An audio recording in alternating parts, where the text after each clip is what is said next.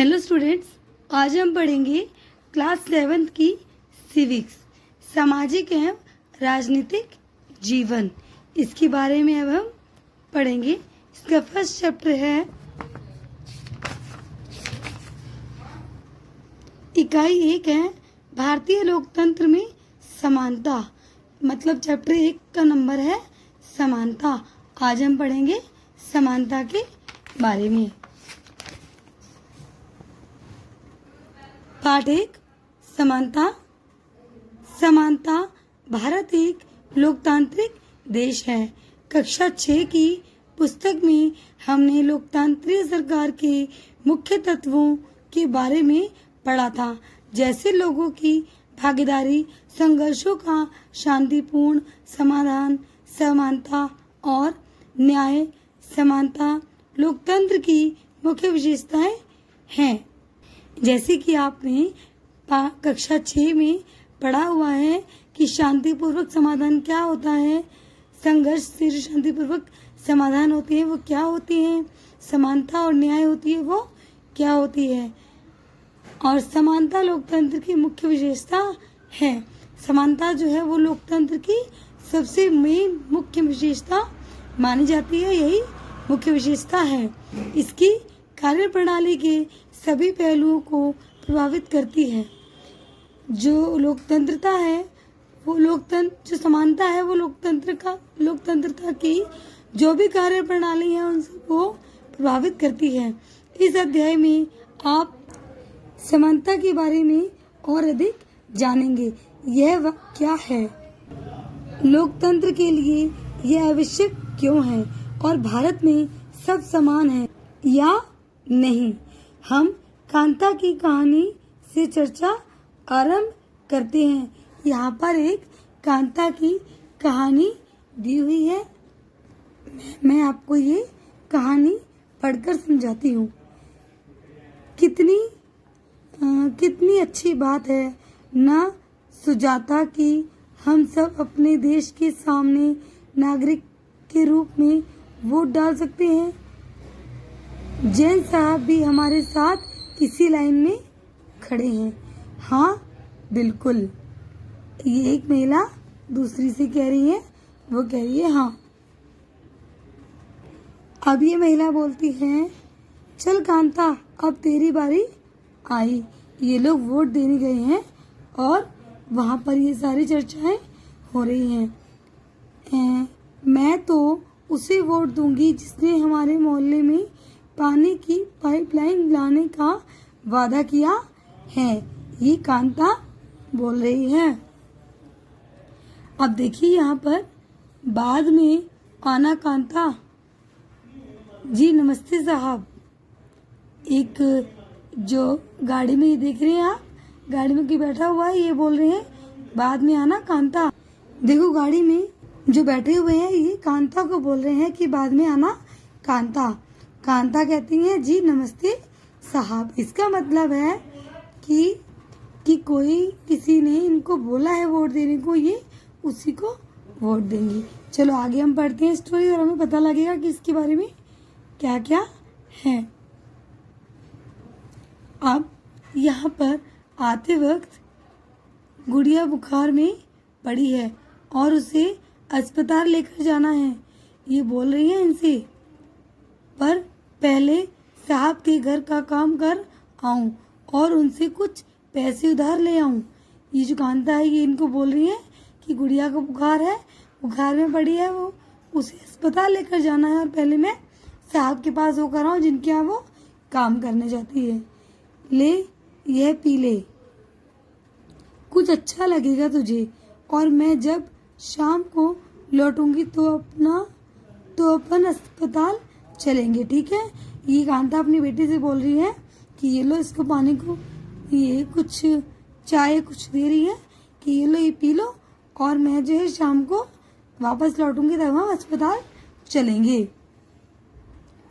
गुड़िया बार बार बीमार नहीं पड़ेगी तो और क्या होगा। इस बस्ती में तो कभी साफ सफाई होती ही नहीं है। कांता अपने मन में सोचती हुई जा रही है कि इस बस्ती में तो कभी साफ सफाई होती ही नहीं है।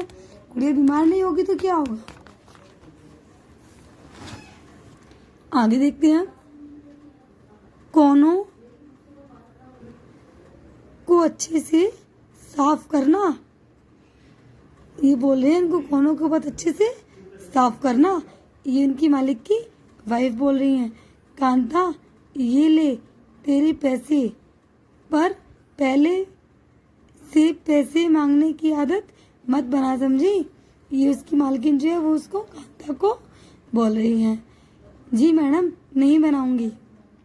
अगली में देखिए आप नेक्स्ट में, उस शाम को बस जरा सी देर और बेटी, जैन मैडम और जैन साहब वोट डालने के लिए लाइन में भले ही खड़े रहे हों, पर अपने बच्चों के इलाज के लिए उन्हें लाइन में नहीं लगना पड़ता है। ये मन में सोच रही है कांता कि उनको साहब को और मेम साहब को इस तरीके से हॉस्पिटल की लाइन में नहीं लगना पड़ता है। तो इस स्टोरी में मतलब क्या बताया है, इस स्टोरी में ये बताया है कि समानता नहीं है। एक लाइन थी वोट वाली, उसमें वो अमीर और लोग भी खड़े थे, उनके मालिक, और वो गरीब कांता भी खड़ी थी, दोनों खड़े थे। लेकिन जो कांता है उसको वोट के साथ साथ हॉस्पिटल की लाइन में भी खड़ा होना पड़ता है। लेकिन उनके साहब हैं जो बड़े लोग हैं अमीर, उनको ऐसे हॉस्पिटलों की लाइन में लगना नहीं पड़ता, उन्हें इतनी परेशानियां नहीं झेलनी पड़ती। तो वोट तो होते हैं लेकिन समानता सभी को नहीं मिल रही। यहाँ जो गरीब है वो बेचारे परेशान है, उनको सारी सुविधाएं प्राप्त नहीं होती हैं, और जो अमीर है उनको सभी सुविधाएं प्राप्त होती हैं। इस स्टोरी में हमें ये बताया है। अब हम पढ़ते हैं मताधिकार की समानता। मताधिकार की समानता। मताधिकार क्या होता है? मताधिकार का मतलब होता है वोट देना। वोट देने को बोलते हैं मताधिकार। इसकी समानता तो सबके साथ एक ही है, सबको अपनी मर्जी से वोट देना है। लेकिन वोट देने के बाद चाहे कोई भी जीते, अमीर लोगों को सुविधाएं प्राप्त होती हैं और गरीबों को नहीं होती हैं। चलो अब पढ़ते हैं आगे। कहानी का प्रारंभ कांता के वोट देने की लाइन में खड़े होने वाले खड़े होने से है। कांता की जो शुरुआत में वोट देने वाली जो लाइन की खड़े होने की कहानी थी, उससे हम मताधिकार की समानता की बात करेंगे। पुण्य उन विभिन्न लोगों की ओर देखो जो उसके साथ खड़े हैं, उसके साथ लाइन में खड़े हैं। कांता अपने मालिक अशोक को पहचान लेती है, अपने पड़ोसी छोटेलाल को भी। भारत जैसे एक लोकतांत्रिक देश में वयस्कों को मत देने का अधिकार है, चाहे उनका धर्म कोई भी हो, शिक्षा का स्तर या जाति कुछ भी हो, वे गरीब हो या अमीर हो। इसे कि आप पिछले वर्ष की पुस्तक में पढ़ चुके हैं। सार्वभौमिक वयस्क मताधिकार कहा जाता है और यह सभी लोकतंत्रों का आवश्यक पहलू है। सार्वभौमिक वयस्क मताधिकार का विचार समानता विचार पर आधारित है, क्योंकि यह घोषित करता है कि देश का वयस्क स्त्री पुरुष चाहे उसका आर्थिक स्तर या जाति कुछ भी क्यों ना हो, एक वोट का हकदार है। कांता वोट देने के लिए बहुत उत्सुक और यह देखकर बहुत खुश है कि वह अन्य सबके बराबर है, क्योंकि उन सबके पास भी एक ही वोट है। परंतु जैसे जैसे दिन बीतता जाता है, कांता के मन में समानता वास्तविक अर्थ के बारे में शंका होने लगती है। वह क्या बात है जिसने कांता के मन में शंका पैदा कर दी? आओ उसके जीवन की दिनचर्या देखें। वह एक झोपड़पट्टी में रहती है और उसके घर के पीछे एक नाला है। उसकी बेटी बीमार है, परंतु वह अपने काम से एक दिन की भी छुट्टी नहीं ले सकती, क्योंकि उसे अपने मालिक से बच्ची को डॉक्टर के पास ले जाने के लिए पैसे उधार लेने हैं। घरेलू काम की नौकरी उसे थका देती और अंततः उसके दिन की समाप्ति फिर लंबी लाइन में खड़े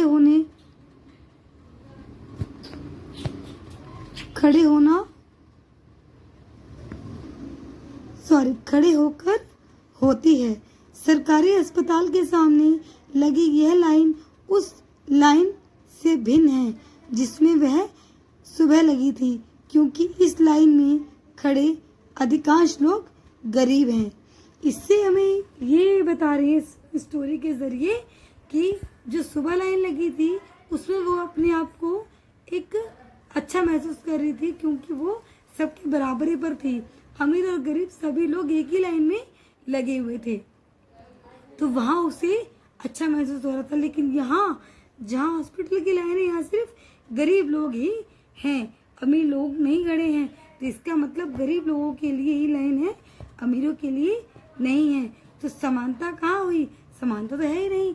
समानता तब होती है जब गरीब और अमीर दोनों स्तर के लोग इसी प्रकार लाइनों में खड़े रहते हैं, लेकिन ऐसा नहीं है। अब हम पढ़ते हैं अन्य प्रकार की समानताएं। और किस किस प्रकार की समानताएं होती हैं? कांता उन बहुत से लोगों में से एक है जो भारतीय लोकतंत्र में रहते हैं और जिन्हें मत अधिकार प्राप्त है, लेकिन जिनका दैनिक जीवन और कार्य करने की स्थिति समानता से बहुत दूर है। निर्धन होने के अतिरिक्त भारत में लोगों को अन्य अनेक कारणों से भी समानता का सामना करना पड़ता है। इसका आशय हम निम्नलिखित दो कहानियों को पढ़कर समझेंगे।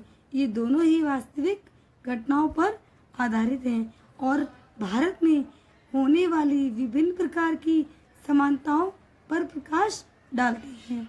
भारत में सामान्यतः प्रचलित असमानताओं में से एक है जातिगत व्यवस्था। जो जातिगत व्यवस्था होती है वो, यदि आप ग्रामीण भारत में रहते हैं तो जातिगत पहचान का अनुभव शायद आप बहुत छोटी आयु में ही हो जाता है। अगर आप गांव में रहते हैं तो आपको जातिगत व्यवस्था मतलब जाति के आधार पर जो व्यवस्था होती है उसका ज्ञात होगा। यदि आप भारत के शहरी क्षेत्र में रहते हैं तो शायद यह सोचेंगे कि लोग जब जात पात में विश्वास नहीं करते, परंतु जरा एक प्रमुख समाचार पत्र के वैवाहिक विज्ञापन के कॉलम को देखिए तो आप पाएंगे कि उच्च शिक्षा प्राप्त शहरी भारतीय के दिमाग में भी जाति कितनी महत्वपूर्ण है। ग्रामीण क्षेत्रों में आप देखेंगे कि जातिगत व्यवस्था कितनी ज़्यादा होती है, जाति के नाम पर ऊंच नीच। और आप देखेंगे कि विज्ञापन जो है उनके कॉलम में भी उच्च शिक्षा प्राप्त करने वालों की दिमाग में जाति कितनी महत्वपूर्ण है। आइए अब एक कहानी स्कूल जाने वाले एक दलित बच्चे के अनुभव के बारे में पढ़ें। दलितों के बारे में आप पहले ही पिछले वर्ष की पुस्तक में पढ़ चुके हैं। दलित एक ऐसा शब्द है जो निचली कही जाने वाली जाति के लोग स्वयं को संबोधित करने के लिए प्रयोग में लाते हैं। दलित का अर्थ होता है कुचला हुआ, टूटा हुआ। दलित का अर्थ होता है कुचला हुआ, टूटा हुआ। और इस शब्द का इस्तेमाल करके दलित यह संकेत करते हैं कि पहले भी उनके साथ बहुत भेदभाव होता था और आज भी हो रहा है। ओम प्रकाश वाल्मीकि एक प्रसिद्ध दलित लेखक हैं। अपनी आत्मकथा जूठन में वे लिखते हैं, स्कूल में दूसरों से दूर बैठना पड़ता था, वह भी जमीन पर। अपने बैठने की जगह तक आते जाते चटाई छोटी पड़ जाती थी। कभी कभी तो एकदम पीछे दरवाजे के पास बैठना पड़ता था, जहाँ से बोर्ड पर लिखे अक्षर धुंधले दिखते थे। कभी कभी बिना कारण पिटाई भी कर देते थे। जब वे कक्षा 4 में थे, प्रधानाध्यापक ने ओम प्रकाश से स्कूल और खेल के मैदान में झाड़ू लगाने को कहा। वे लिखते हैं, लंबा चौड़ा मैदान मेरे वजूद से कई गुना बड़ा था, जिसे साफ करने से मेरी कमर दर्द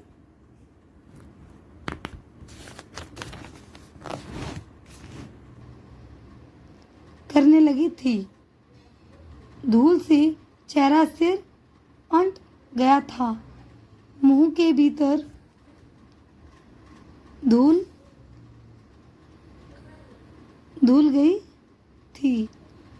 घुस गई थी। मेरी कक्षा में बाकी बच्चे पढ़ रहे थे और मैं झाड़ू लगा रहा था। हेडमास्टर अपने कमरे में बैठे थे, लेकिन निगाह मुझ पर टिकी थी। पानी पीने तक की इजाजत नहीं थी। पूरा दिन मैं झाड़ू लगाता रहा। स्कूल के कमरों की खिड़की, दरवाजे और मास्टरों और लड़कों की आंखें छिपकर तमाशा देख रही थी। ओम प्रकाश से अगले 2 दिनों तक स्कूल और खेल के मैदान में झाड़ू लगवाई जाती रही, और यह क्रम तभी रुका जब उधर से गुजरते हुए उसके पिता ने अपने बेटे को झाड़ू लगाते देखा।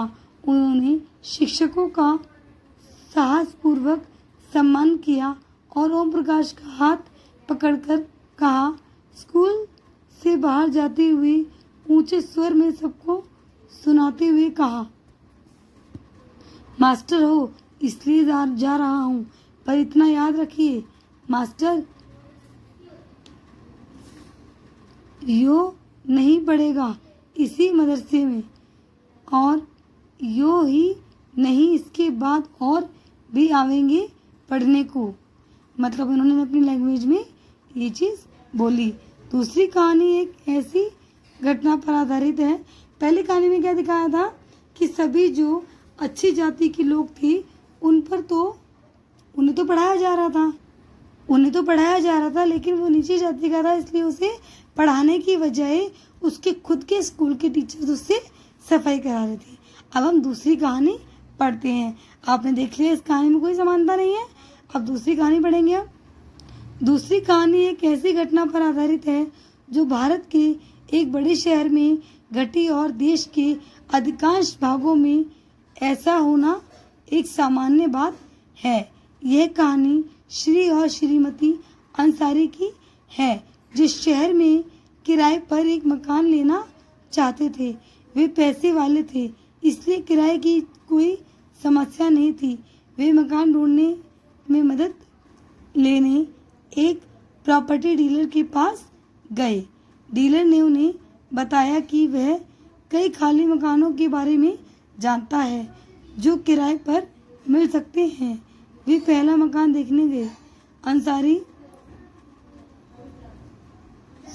दंपत्ति को मकान बहुत अच्छा लगा और उन्होंने मकान लेने का निर्णय कर लिया। फिर जब मकान मालिक ने उनके नाम सुने तो वे बहाने बनाने लगी कि वो कोई भी मांसाहारी व्यक्ति निवास नहीं करता, मतलब कोई भी मांसाहारी व्यक्ति वहाँ निवास नहीं करता। प्रॉपर्टी डीलर और अंसारी दंपत्ति दोनों ही यह सुनकर आश्चर्यचकित रह गए, क्योंकि पड़ोस से मछली पकने की गंध आ रही थी। इसके सामने उन दूसरे और तीसरे मकान में भी जो उन्हें पसंद आए थे यही बहाना दोहराया गया। अंत में प्रॉपर्टी डीलर ने सुझाव दिया कि क्या वे अपना नाम बदलकर श्री और श्रीमती कुमार रखना चाहेंगे। अंसारी दंपत्ति ऐसा करने से इच्छुक नहीं थे, इसलिए उन्होंने कुछ मकान देखने का निश्चय किया। अंत में लगभग एक ही महीने ढूंढने के बाद उन्हें एक मकान मालिक मिला जो उन्हें किराए पर मकान देने को तैयार थी।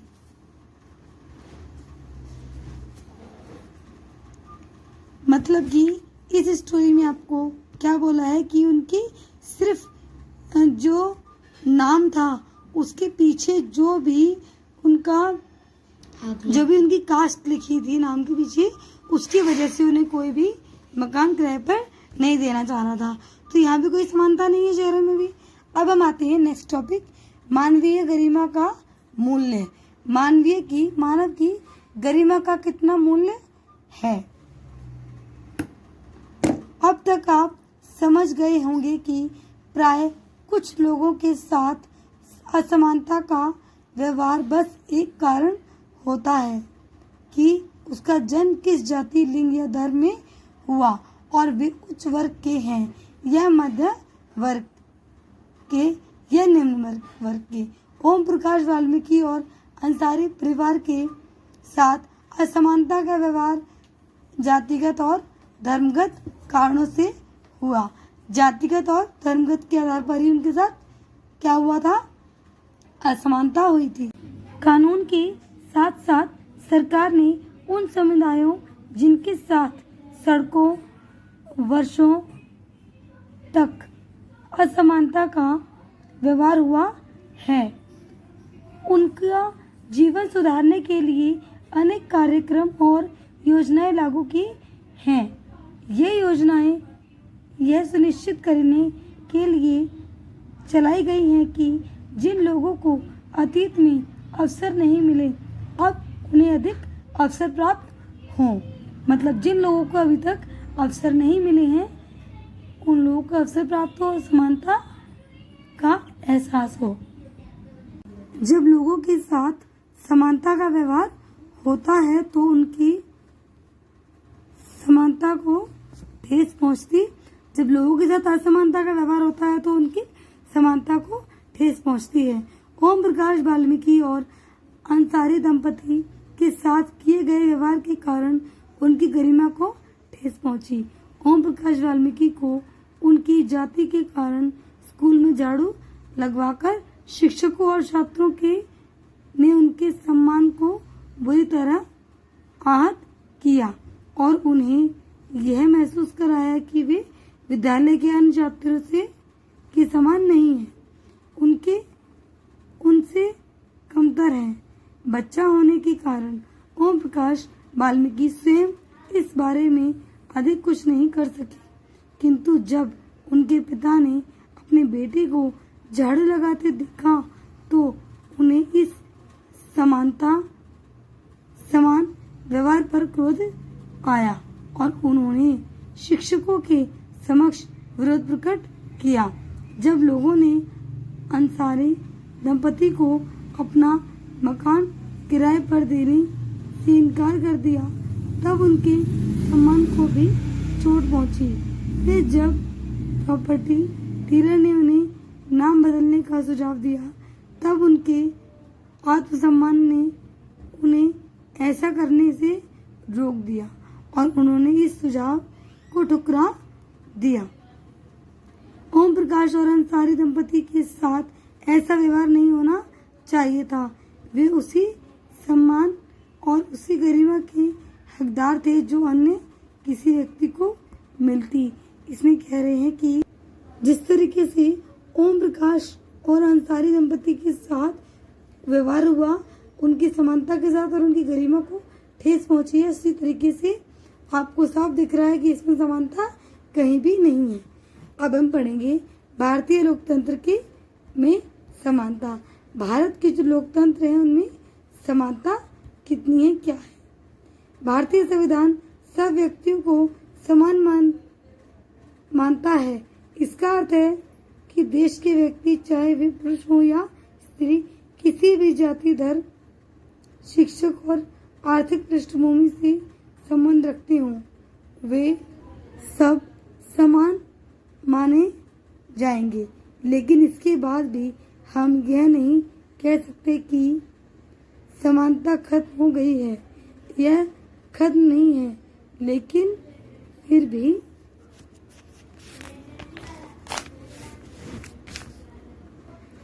कम से कम भारतीय संविधान में सब व्यक्तियों की समानता सिद्धांत को मान्य किया गया है। यहाँ पहले भेदभाव और दुर्व्यवहार से लोगों की रक्षा करने के लिए कोई कानून नहीं था। अब अनेक कानून लोगों के समान और उनके साथ समानता के व्यवहार सुनिश्चित करने के लिए मौजूद हैं। समानता की स्थिति करने के लिए संविधान में जो प्रावधान उनमें से कुछ निम्नलिखित हैं। प्रथम, कानून की दृष्टि में हर व्यक्ति समान है। इसका तात्पर्य यह है कि हर व्यक्ति को देश के राष्ट्रपति से लेकर कांता जैसी घरेलू काम की नौकरी करने वाली महिला तक सभी को एक ही जैसा कानून का पालन करना है। दूसरा, किसी भी व्यक्ति के साथ उसके धर्म, जाति, वंश, जन्म स्थान और उसकी स्त्री पुरुष होने के आधार पर भेदभाव नहीं किया जा सकता। तीसरा, व्यक्ति सार्वजनिक स्थानों पर जा सकता है जिनमें खेल के मैदान, होटल, दुकानें और बाजार आदि सम्मिलित हैं। सब लोग सार्वजनिक कुओं, सड़कों और नहाने के घाटों का उपयोग कर सकते हैं। चौथा, अस्पृश्यता का उन्मूलन कर दिया गया है। मतलब कि इसमें समानता का आधार है कि सबको सभी दुकानों पर, होटल पर, बाजारों में जाने का अधिकार होगा। कुओं पे, सड़कों पर और नहाने के घाट पर भी कोई जाति भेदभाव नहीं होना चाहिए और स्त्री या पुरुष का भी कोई भेदभाव नहीं होना चाहिए।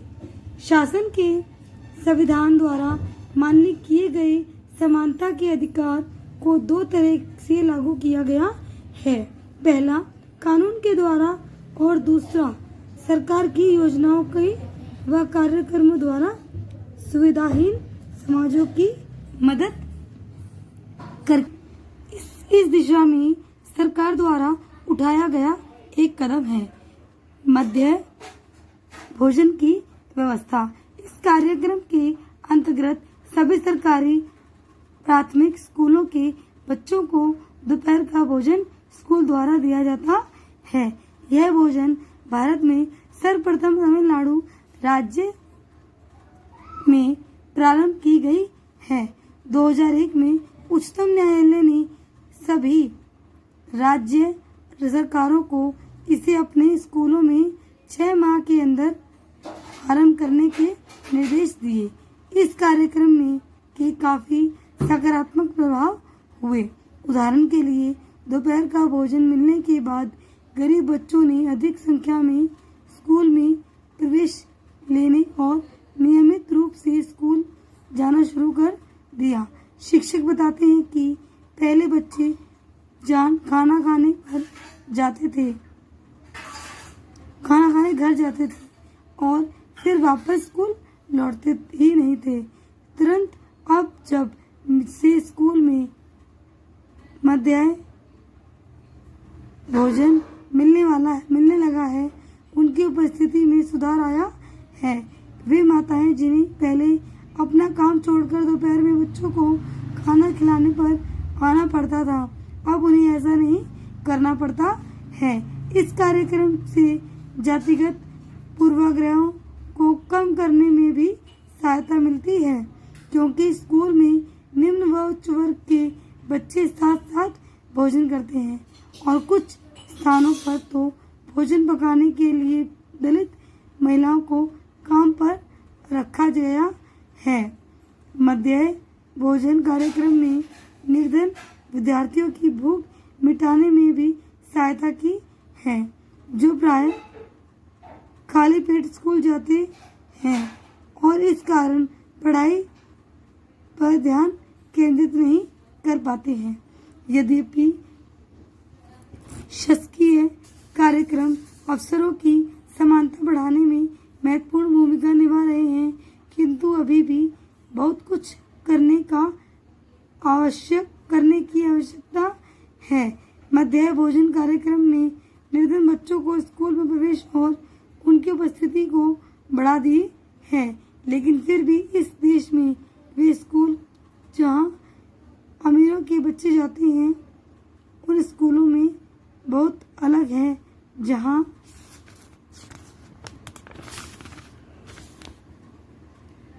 गरीबों के बच्चे पढ़ते हैं।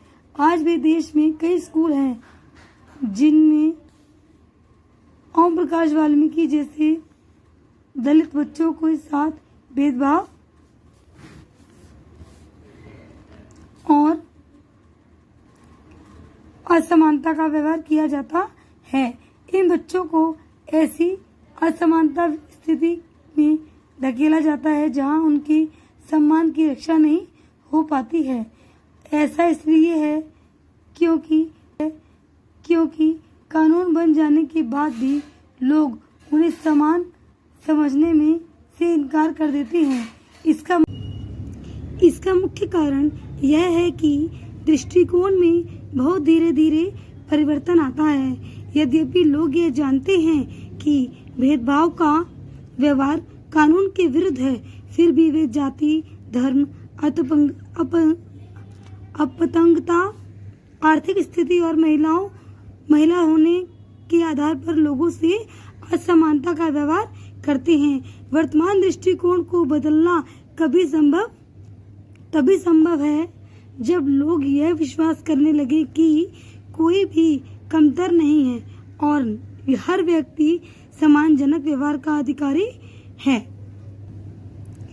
प्रजातांत्रिक समाज में समानता स्थापित करना एक सतत संघर्ष है जिसमें व्यक्तियों और विभिन्न समाजों को सहयोग देना है। इस पुस्तक में आप इसके बारे में और अधिक पढ़ेंगे। इसमें ये बोला गया है कि हर किसी को एक बराबर समझना चाहिए, किसी को कमतर नहीं समझना चाहिए कि कोई भी कम है किसी से, तभी संभव हो पाएगा समानता का व्यवहार यहाँ पर। अब हम पढ़ेंगे अन्य लोकतंत्रों में समानता के मुद्दे। अन्य लोकतंत्र जो हैं उनमें समानता के मुद्दे क्या हैं? शायद आप सोच रहे होंगे कि क्या भारतीय लोकतंत्र ही ऐसा है जहां समानता का अस्तित्व है और जहां समानता के लिए संघर्ष जारी है। सच तो यह है कि संसार के अधिकांश लोकतंत्रीय देशों में समानता के मुद्दे पर विशेष रूप से संघर्ष हो रहे हैं। उदाहरण के लिए संयुक्त राज्य अमेरिका में अफ्रीकी अमेरिकन लोग जिनके पूर्वज गुलाम थे और अफ्रीका से लाए गए थे, वे आज भी अपने जीवन को मुख्य रूप से असमान बताते हैं, जबकि 1950 के अंतिम दशक में अफ्रीकी अमेरिकन को समान अधिकार दिलाने के लिए आंदोलन हुआ था। इससे पहले कि अफ्रीकी अमेरिकनों के साथ संयुक्त राज्य में बहुत असमानता का व्यवहार होता था और कानून भी उन्हें समान नहीं मानता था। उदाहरण के लिए बस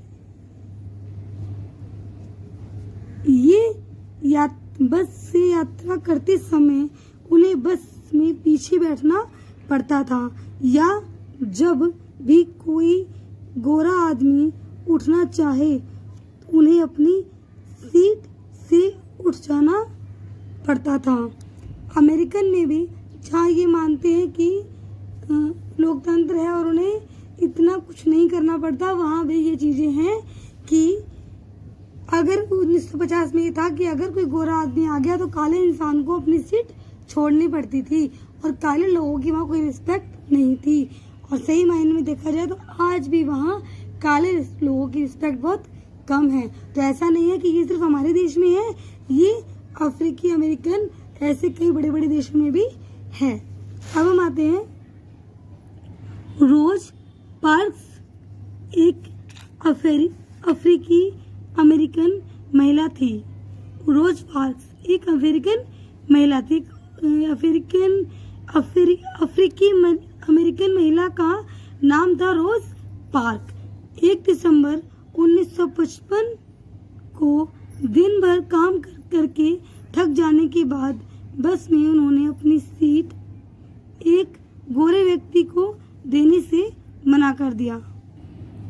उस दिन उनके इनकार से अफ्रीकी अमेरिकनों के साथ असमानता को लेकर एक विशाल आंदोलन प्रारंभ हो गया, जो नागरिक अधिकार आंदोलन सिविल राइट्स मूवमेंट कहलाया। ये नोट करने वाली चीज है कि नागरिक अधिकार आंदोलन जो शुरू हुआ पहला, उसका नाम था सिविल राइट्स मूवमेंट। 1964 के नागरिक अधिकार अधिनियम के नस्ल, धर्म और राष्ट्रीय मूल्य के आधार पर भेदभाव को निषेध कर दिया। इसने यह भी कहा कि अफ्रीकी अमेरिकन बच्चों के लिए सब स्कूलों के दरवाजे खोले जाएंगे और उन्हें उन अलग स्कूलों में नहीं जाना पड़ेगा जो विशेष रूप से केवल उन्हीं के लिए खोले गए थे। इतना होने के बावजूद भी अधिकांश अफ्रीकन अमेरिकन गरीब हैं। अधिकतर अफ्रीकी अमेरिकन बच्चे केवल ऐसे सरकारी स्कूलों में प्रवेश लेने की ही सामर्थ्य रखते हैं जहां कम सुविधाएं हैं और कम योग्यता वाले शिक्षक हैं, जबकि गोरे विद्यार्थी निजी स्कूलों में जाते हैं या उन क्षेत्रों में रहते हैं जहां के सरकारी स्कूलों का स्तर निजी स्कूलों जैसे ही ऊंचा है, लेकिन वो बराबर एक ही स्कूल में नहीं जाते हैं। अब हम पढ़ेंगे लोकतंत्र की चुनौती। यहाँ पर आपको भारत की संविधान के अनुच्छेद 15 के अंश के बारे में दिया हुआ है। देख सकते हैं आप, मूल वंश, जाति, लिंग या जन्मस्थान के आधार पर विभेद का प्रतिषेध, इनके बारे में यही बताया गया है कि किस तरीके से नागरिक के विरुद्ध केवल धर्म, मूल्य और जाति, लिंग, जन्मस्थान या इनमें से किसी के आधार पर कोई विभेद नहीं करेगा। लेकिन फिर भी आज वो सारी चीजें होती हैं। कोई नागरिक केवल धर्म, मूल, वंश, जाति, लिंग, जन्मस्थान या इनमें से किसी के आधार पर दुकानों, सार्वजनिक भोजनालय, होटलों और सार्वजनिक मनोरंजन के स्थान में प्रवेश या पूर्ण या भागतः राजनिधि के पोषित या साधारण जनता के प्रयोग के लिए समर्पित कुओं, तालाबों, स्नान घाटों, सड़कों या सार्वजनिक समागम के स्थान के उपयोग के संबंध में किसी भी नियोक्ता दायित्व या शर्त के अधीन नहीं होगा। ये सब अनुच्छेद 15 में दिया गया है। अब हम आते हैं लोकतंत्र की चुनौती।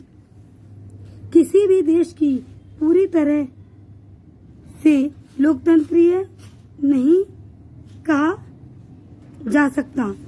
हमेशा से ही ऐसे समुदाय और व्यक्ति होते हैं जो लोकतंत्र को नए अर्थ देते हैं और अधिक से अधिक समानता लाने के लिए नए नए सवाल उठाते हैं। इसके केंद्र में वह संघर्ष है जो सब व्यक्तियों को समान और सम्मान दिलाने का पक्षधर है।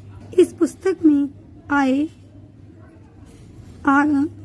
में आप पढ़ेंगे कि किस तरह समानता का प्रश्न भारतीय लोकतंत्र में हमारा दैनिक जीवन के विभिन्न पहलुओं को प्रभावित करता है। इन पाठों को पढ़ते हुए विचार कीजिए कि क्या सब व्यक्तियों की समानता और उनके आत्मसम्मान को ऊंचा रखने की भावना को लोग स्वीकार कर रहे हैं या नहीं। ये चैप्टर आपका कंप्लीट हुआ। इसमें सिर्फ यही बताया गया है कि लोकतंत्र होने के बाद भी हमारे देश में किस तरीके की कितनी क्या क्या असमानताएं हैं। आज जो कहने के लिए राइट्स में तो लिखा गया है कि हमें ये समानता मिलनी चाहिए, लेकिन आज भी वो नहीं है। और ऐसा नहीं है सिर्फ हमारे देश में, सभी देशों में, बड़े बड़े देशों में जिनमें बोलते हैं कि समानताएं हैं, वहाँ भी ये प्रॉब्लम्स हैं।